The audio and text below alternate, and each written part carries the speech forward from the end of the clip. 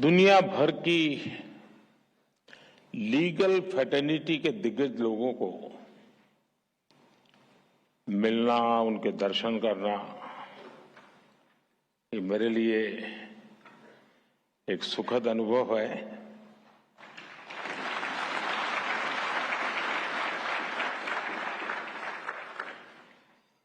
भारत के कोने कोने से यहां लोग आज उपस्थित हैं। इस कॉन्फ्रेंस के लिए लॉर्ड चांसलर ऑफ इंग्लैंड और बार एसोसिएशन ऑफ इंग्लैंड के डेलीगेट्स भी हमारे बीच हैं।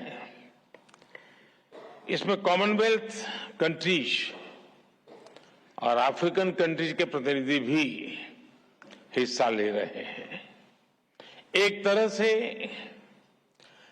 इंटरनेशनल लॉयर्स कॉन्फ्रेंस वसुधैव कुटुंबकम की भारत की भावना का प्रतीक बन गई है। इस कार्यक्रम में आए हुए सभी इंटरनेशनल गेस्ट का मैं भारत में हृदय से बहुत बहुत स्वागत करता हूं। मैं बार काउंसिल ऑफ इंडिया को भी विशेष रूप से बधाई देता हूं, जो बखूबी से इस आयोजन का दायित्व निभा रही है।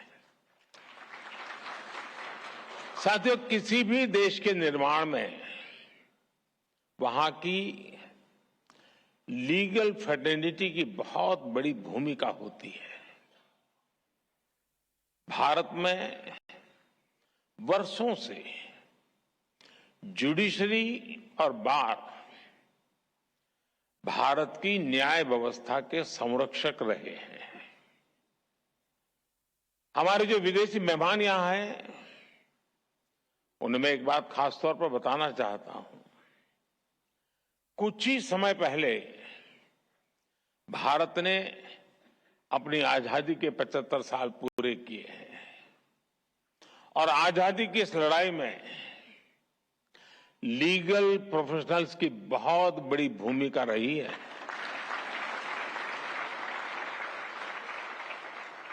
आजादी की लड़ाई में अनेकों वकीलों ने चलती हुई वकालत छोड़ करके राष्ट्रीय आंदोलन का रास्ता चुना था।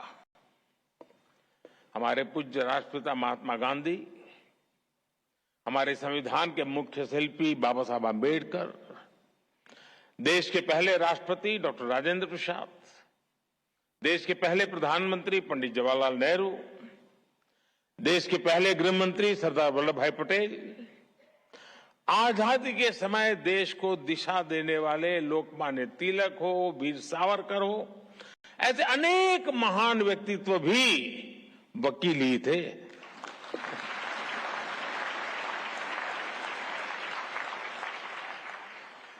यानी लीगल प्रोफेशनल्स के अनुभव के ने आजाद भारत की नींव को मजबूत करने का काम किया। और आज जब भारत के प्रति विश्व का जो भरोसा बढ़ रहा है, उसमें भी भारत की निष्पक्ष स्वतंत्र न्याय व्यवस्था की बड़ी भूमिका है। आज ये कॉन्फ्रेंस एक ऐसे समय हो रही है जब भारत कई ऐतिहासिक निर्णयों का साक्षी बना है। एक दिन पहले ही भारत की संसद ने लोकसभा और विधानसभाओं में महिलाओं को 33% आरक्षण देने का कानून पास किया।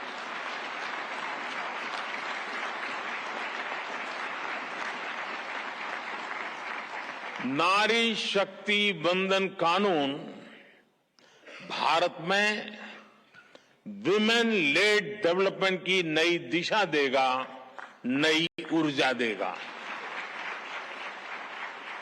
कुछ ही दिनों पहले ही G20 के ऐतिहासिक आयोजन में दुनिया ने हमारी डेमोक्रेसी, हमारी डेमोग्राफी और हमारी डिप्लोमेसी की झलक भी देखी।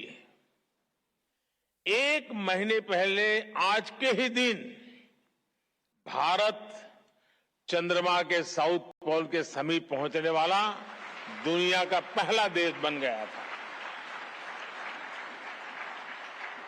ऐसी अनेक उपलब्धियों के आत्मविश्वास से भरा भारत आज 2047 तक विकसित होने के लक्ष्य के लिए मेहनत कर रहा है और निश्चित तौर पर इस लक्ष्य की प्राप्ति के लिए भारत को एक मजबूत, निष्पक्ष, स्वतंत्र न्यायिक व्यवस्था का आधार चाहिए। मुझे विश्वास है इंटरनेशनल लॉयर्स कॉन्फ्रेंस इस दिशा में भारत के लिए बहुत ही उपयोगी साबित होगा। मैं आशा करता हूं कि इस कॉन्फ्रेंस के दौरान सभी देश एक दूसरे की बेस्ट प्रैक्टिसेस से काफी कुछ सीख सकेंगे। फ्रेंड्स, 21वीं सदी में आज हम एक ऐसी दुनिया में रह रहे हैं जो डीपली कनेक्टेड है।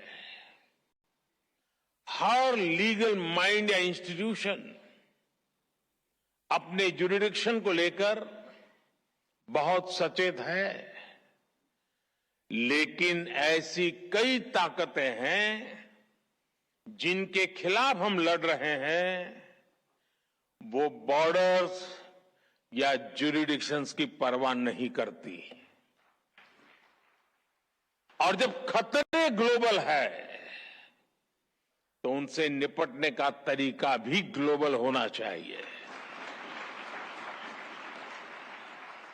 साइबर टेररिज्म हो, मनी लॉन्ड्रिंग हो, आर्टिफिशियल इंटेलिजेंस हो और इसके दुरुपयोग की भरपूर संभावनाएं हो, ऐसे अनेक मुद्दों पर सहयोग के लिए ग्लोबल फ्रेमवर्क तैयार करना सिर्फ किसी शासन या सरकार से जुड़ा मामला नहीं है। इसके लिए अलग अलग देशों के लीगल फ्रेमवर्क को भी एक दूसरे से जुड़ना होगा। जैसे हम एयर ट्रैफिक कंट्रोल के लिए मिलकर काम करते हैं। कोई देश ये नहीं कहता तुम्हारा कानून तुम्हारे यहां, मेरा कानून मेरे यहां। जी नहीं, फिर किसी का जहाज उतरेगा ही नहीं। हर कोई common rules and regulations, protocols का पालन करता है। उसी तरह हमें अलग अलग डोमेन में ग्लोबल फ्रेमवर्क तैयार करना ही पड़ेगा। इंटरनेशनल लॉयर्स कॉन्फ्रेंस इस दिशा में अवश्य मंथन करना चाहिए, दुनिया को नई दिशा देनी चाहिए। साथियों, एक अहम विषय ऑल्टरनेट डिस्प्यूट रिजोल्यूशन एडीआर का है। तुषार जी ने इसका काफी वर्णन भी किया।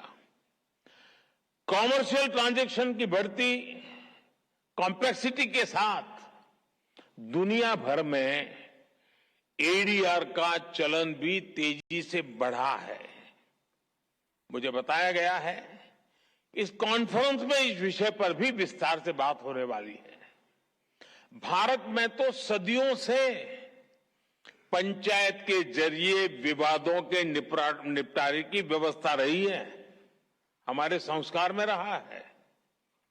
इस इनफॉर्मल व्यवस्था को एक व्यवस्थित रूप देने के लिए भी भारत सरकार ने मीडिएशन एक्ट बनाया है।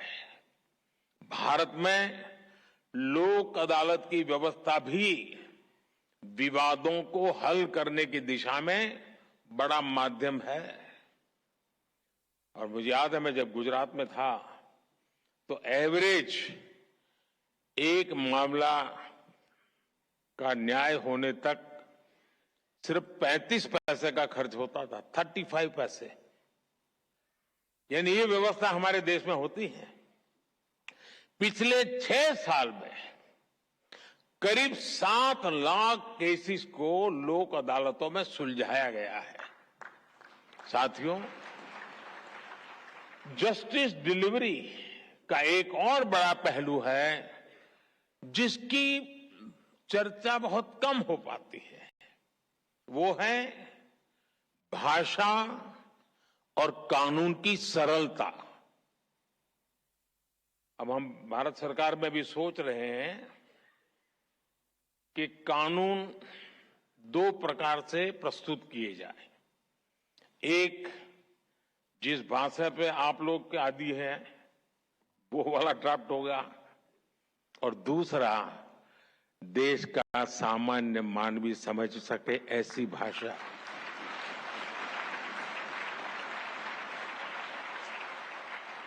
उसको कानून भी अपना लगना चाहिए। हम कोशिश कर रहे हैं, मुझे भी सिस्टम भी उसी ढांचे में पली बड़ी है तो उसको बाहर निकालते निकालते, लेकिन हो सकता है कि अभी मुझे काफी काम है, मेरे पास समय भी बहुत है, तो मैं करता रहूंगा।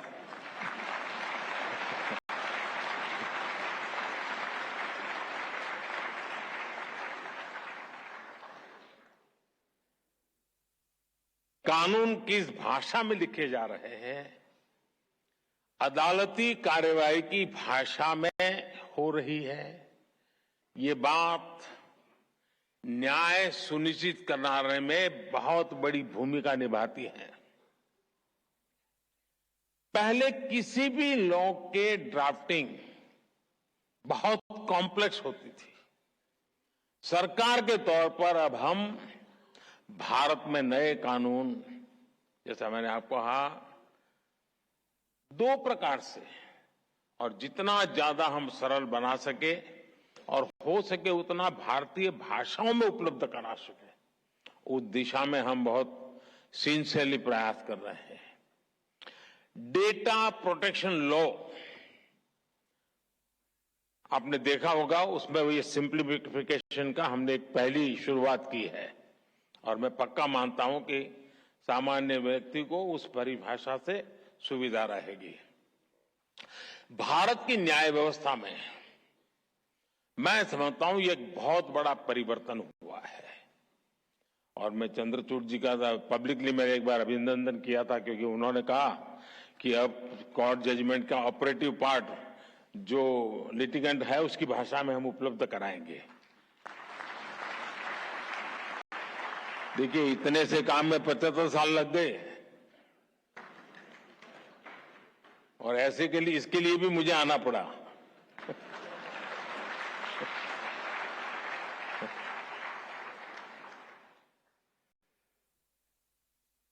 मैं भारत के सुप्रीम कोर्ट को इसके लिए बधाई दूंगा कि उसने अपने फैसलों को कई स्थानीय भाषाओं में भी अनुवाद करने की व्यवस्था की है। इससे भी भारत के सामान्य व्यक्ति को बहुत मदद मिलेगी। कोई पेशेंट हो ना, अगर डॉक्टर भी पेशेंट की भाषा में उसे बात करे तो आधी बीमारी यूं ही ठीक हो जाती है।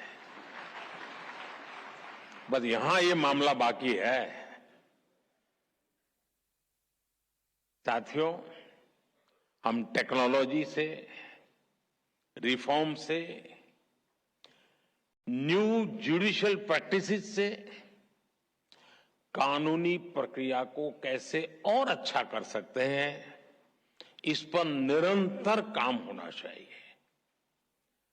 टेक्नोलॉजी एडवांसमेंट ने जुडिशरी सिस्टम के सामने बड़े एवेन्यूज बना दिए हैं। थोड़े से टेक्नोलॉजिकल एडवांसमेंट ने ही हमारे ट्रेड, इन्वेस्टमेंट और कॉमर्स सेक्टर को बहुत बड़ा बूम दिया है। ऐसे में लीगल प्रोफेशनल से जुड़े लोगों को भी इस टेक्नोलॉजिकल रिफॉर्म से ज्यादा जुड़ना होगा। मैं आशा करता हूं कि इंटरनेशनल लॉयर्स कॉन्फ्रेंस न्यायिक व्यवस्थाओं के प्रति पूरी दुनिया का विश्वास बढ़ाने में सहायक सिद्ध होगी। मैं इस आयोजन से जुड़े हर व्यक्ति को इस सफल कार्यक्रम के लिए अपनी ढेर सारी शुभकामनाएं देता हूं। बहुत बहुत धन्यवाद।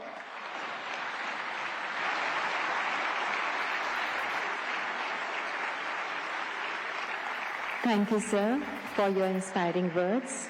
आपकी अति गरिमामय उपस्थिति तथा प्रेरणा से भरे हुए संबोधन के लिए आपका हृदय से आभार माननीय प्रधानमंत्री ji. Thank you the honourable chief justice of India for your gracious presence. माननीय विधि एवं न्याय मंत्री स्वतंत्र प्रभार, आपका भी धन्यवाद पधारने के लिए। आई thank all the esteemed dignitaries on the desk.